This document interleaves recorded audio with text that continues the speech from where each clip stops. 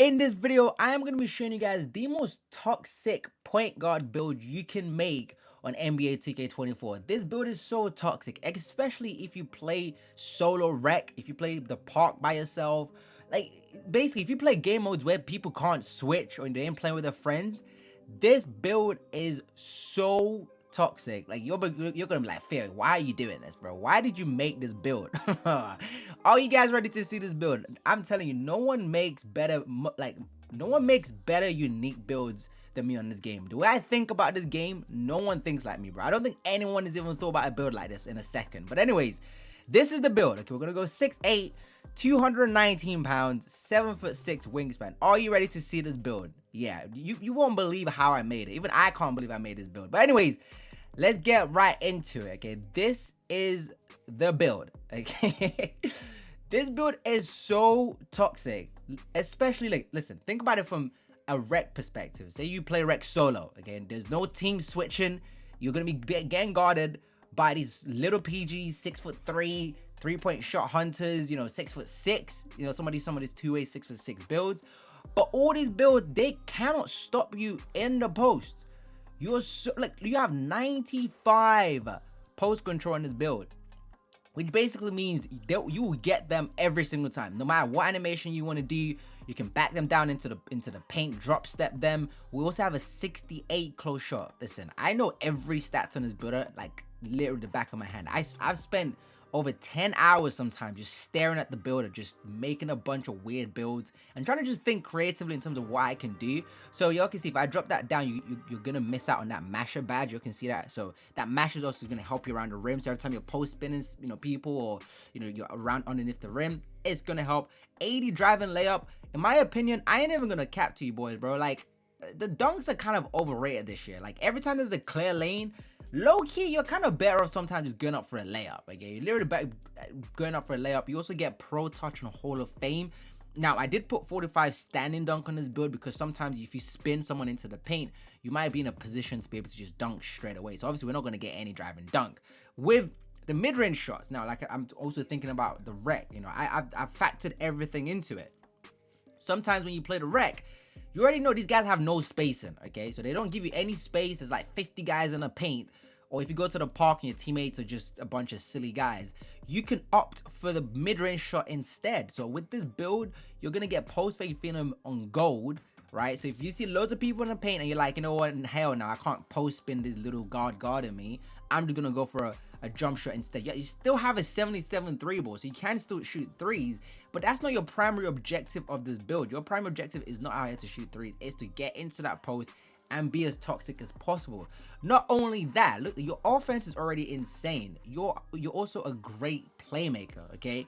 You get 85 ball handle, you get 87 pass accuracy. So obviously you'll be able to get bailout. So if you want to post spin someone and say you want to go up for some layup and someone's there, you can just bail that pass out. You still have that 75 speed of ball, which obviously give you all these silver badges. Blow by is very, very good, by the way. Now, this is where it gets even more toxic, okay? You'll probably think, like, a lot of the times when you play people with this build, they're probably thinking, oh, this guy probably doesn't have any defense, right? Because you're going to be so good offensively. But boy, little did they know. Little did they know, this build is going to get gold clamps. You're going to get Hall of Fame challenger, Hall of Fame ankle brace. You can see that 94 does go crazy.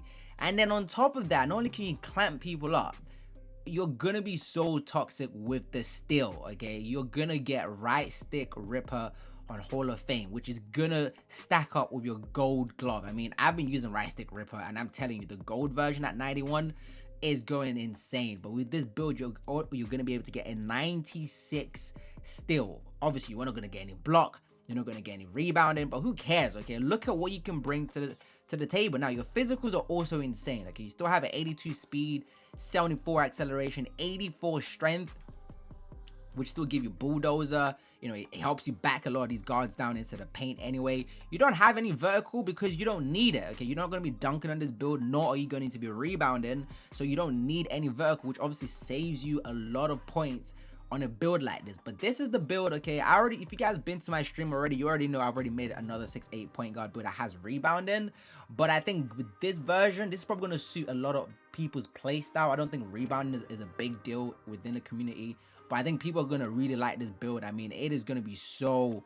I mean, just think about it. Like, you can do whatever you want apart from dunk. Okay, who cares? But again, you can do it, and you can play insane defense. A lot of people will not expect it to be a great defensive player, a great playmaker. You can shoot and you can finish like crazy. But yeah, this is the build. When I made it, I was gonna wait, make the build myself, and then show you guys. But I'm like, hell no, bro.